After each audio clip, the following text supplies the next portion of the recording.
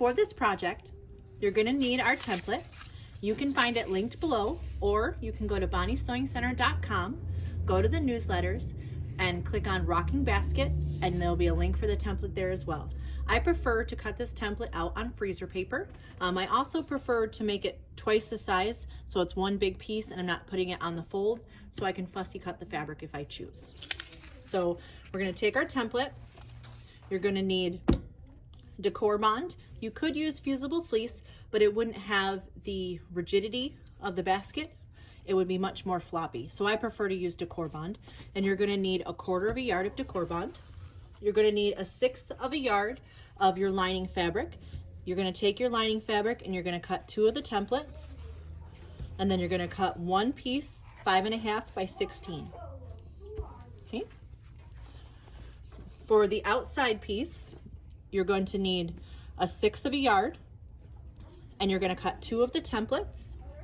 Then you're gonna cut 2 2-inch pieces by 9-inch pieces, and you're gonna line these with the Decor Bond. The last thing you're gonna need is the gusset, and this is 5.5 inches by 16. This is for the outside, and you're gonna wanna line this as well with the Decor Bond. Now that we have the Decor Bond ironed to the outsides pieces of our fabrics, we're going to construct the handles. Okay, we got the Decor Bond ironed to the back of the handles.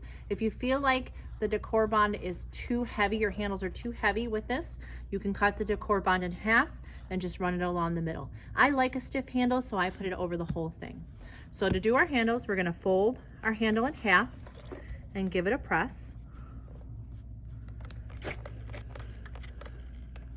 And we're going to open it up, and we're going to take one side and fold it to the center.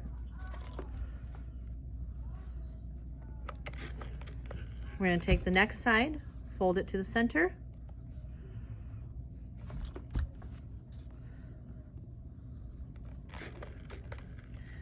Then we're going to take it in half again and give it a good press, and then we're going to take it over to our sewing machine and we're going to top stitch. And I'm going to share with you my favorite top stitch for handles. It looks so nice and so professional. You're going to love that stitch. Today I'm going to be using the Baby Lock Soprano.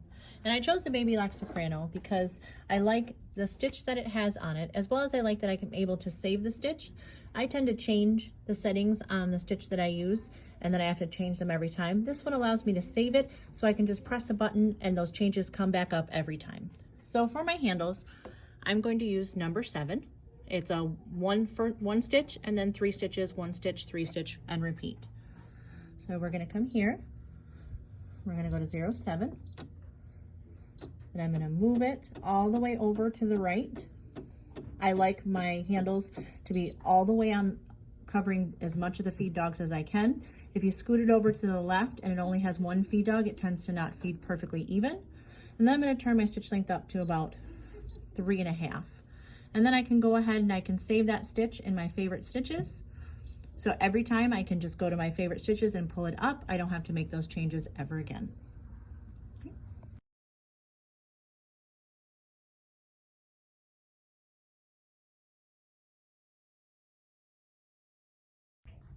Now that our handles are sewn, our next step is to put the lining together.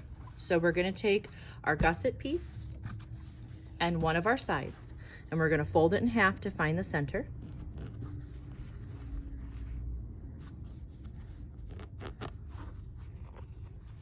You're going to line the centers together, right sides together, and put a pin where the centers meet.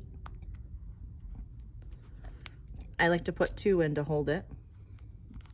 Then you're going to take one side and you're going to turn this one till the edges line up together, and you're going to pin that one. If it wants to shift on you until you get to the sewing machine, you can put a pin this way too, then that edge stays. Then we're going to do the same thing to this side.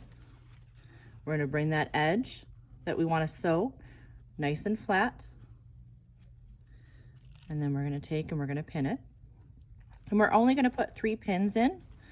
These curves, because this is on the bias, is going to just kind of lend itself to going around our gusset very easily. And I'm going to show you how we do that. Okay, so when you put it in your machine, you're going to want to put the gusset on top and the side on the bottom. And you're just gonna kind of gently, you're only gonna go about an inch, have them line up, and you're gonna sew a little bit. Now I'm using blue thread so you can see, but you would wanna use thread that matched. And then you're just gonna kind of gently adjust and sew a little bit more. And you don't wanna sew super fast on this because you wanna keep it nice and straight. And you'll just sew a little bit more, a little bit more. For the lining, you want to sew a 3/8 inch seam. For the outer fabric, you want to sew a 1/4 inch seam. That way it'll lay nice and flat. Now, if there's a little extra bubble here, you're just going to kind of stretch the bottom piece, the side piece, till that fabric fits in. Because it's on the bias, we can kind of give it a little stretch and make it work in. And you're just going to continue to sew around that curve until you get to the end. We're going to repeat the same thing for the other side. We're going to find the center, line them up, put 3 pins in, but this time we're going to sew with the gusset on the bottom and the side on the top. And we're going to do a 3/8 inch seam. All right, so now this time we have the gusset on the bottom and the side on the top. And we're going to do the exact same thing we did before. We're going to go slow and we're just going to kind of stretch it. If you find that having the gusset on top works best for you, then just go ahead and put the gusset on top on both sides. If you find that it's easier to have the side on top, you can do both sides with the side on top. I tend to do one and then the other, just for sake of ease of placement so the fabric is always on the left. But it really doesn't matter. As you can see, doing from the gusset side down, it slides through just as easily as the other side. So you're just going to continue and sew all the way down. Now that the lining is sewn on both sides, you're going to just go ahead and you're going to clip the seam around the curve about a 1/2 inch to 1 inch apart. And you want to get close to the seam without actually cutting through the seam. And you're going to do this for both sides all the way around. Then we're going to construct the outside. For the outside, you're going to need your gusset, your 2 side pieces, and your 2 handles. We're going to start by finding the center of one side piece and the center of the gusset, just like we did for the lining. Find the center. These aren't going to give you as nice of a crease because of the decor bond, so you might want to put pins where the centers are. Then you're going to have the centers meet and you're going to pin. Then you're going to pin one side where they line up. And this might be easier to see on this one, but I'm lining it up where they meet this way and this way. So there should be a 1/4 inch and a 1/4 inch where they line up perfectly. Now, because this has decor bond on it, it is not going to stretch like our lining. We are going to have to pin this the whole way because it's just not going to give you the stretch that the unstabilized fabric would. So you're going to want to pin about an inch apart all the way around, and I like to do one side first, then the other side. And if you pin from the gusset in, it kind of creates a little shelf that helps you to get it into your machine easier. Whereas if you pinned it the other way, it would give you a shelf going the other direction. And we really want to put it in the machine like this. If there's a little bit of extra fabric, you can kind of stretch it a little bit to get it to fit in there, but it's not going to do a whole lot. Depending on how well you cut your sides, you may have to shave a little hair off the edge to make them fit. As long as the outside and the inside, the same amount is shaved off, that's perfectly fine. Okay, so now we're going to do this side. You're going to start at the end, and we're going to pin that side first. Oh, I apologize. There we go. All right, we're going to start at this end and the second end, and we're going to pin this one. No, that didn't line up very well, did it? Let's try that again. This decor bond makes it super rigid, And we want that for our basket, but it makes it a little more difficult to pin. So then we're gonna go through and we're gonna pin. And you're gonna go about 1 inch all the way around. And then you're gonna sew a 1/4 inch seam on the side. Then we'll repeat it for the other side.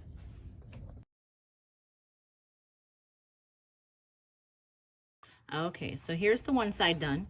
And you're gonna do the same thing you did to the outside. You're gonna snip close to the stitching without actually going through the stitching, about 1 inch apart. Just quickly go around it. You don't want to, make sure you don't cut the stitching. Then we're going to do the same thing to the other side. We're going to find the center.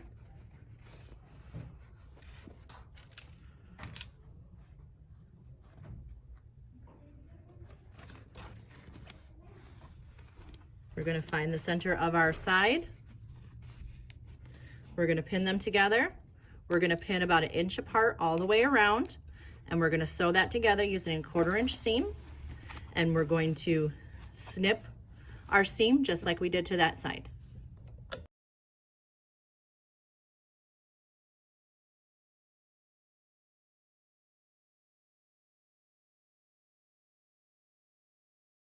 Now we're going to put it together.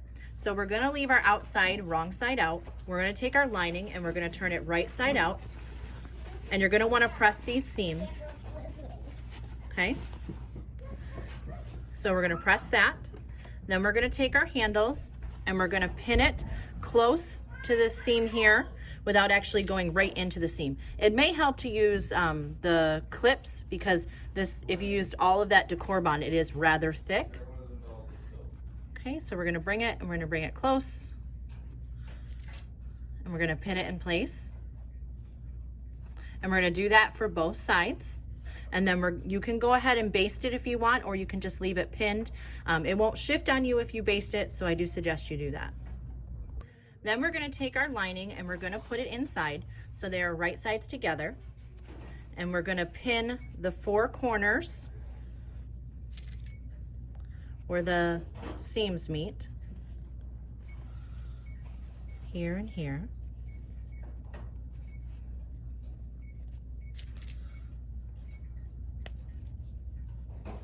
Okay. And then you're just going to put a couple of pins in the other places just to kind of hold it in place. It doesn't really need it, but I put maybe 2 here just to hold them in place. And then we're going to sew all the way around the top, leaving a hole. You want to leave the hole big enough for your hand to fit through, so about 3 to 4 inches, and you're going to want to do it on this flat side, one of the 2 flat sides. So we'll sew all the way around. Make sure you back tack here and you back tack here.